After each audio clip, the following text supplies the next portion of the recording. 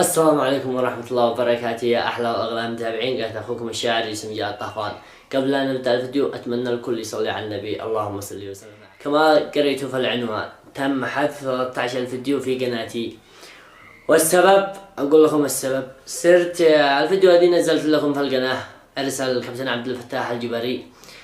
صرت جاهز الفيديو صورناه، صرت منتج عند المنتج الذي بيمنتج لي عمر العبدلي.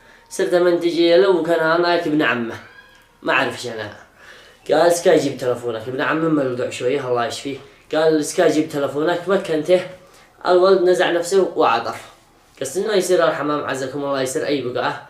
الخبير سأل البقال اشترى كرت ورجع ضوابيتهم، دخل الكرت في التلفون ودخل القناة حتى في الفيديوهات هذه ما عجبينش. رجع مكني وقال له هتجيب خذ تلفونك، نزعته 13 فيديو. ضويت البيت شغل النت 13 فيديو تم حذفهن.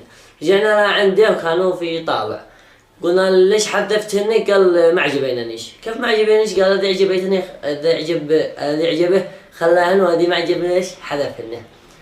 ليش هكذا؟ قال سألت مالها هكذا بالحاجة، قالوا هو مريض شوية. قلنا سهل سامحها الله اصلا. وبعض الناس كانوا يقولوا لي نرزعه انا وياك.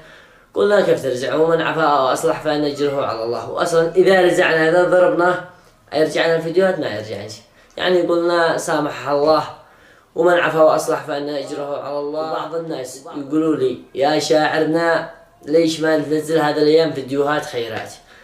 السبب كان معنا اختبار 3 ثانوي ودحين كملنا وان شاء الله متفوقين متعودين.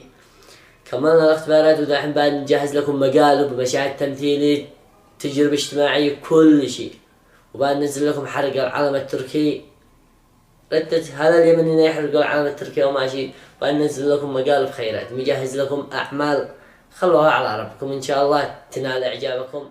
ومن شان 13 فيديو الذي تم حذفهن أنا كنا أنزل لكم يوميا فيديو ولا كل يوم 2 فيديوهات. شاركونا، وهذا اشترك في القناة ولايك وجرس.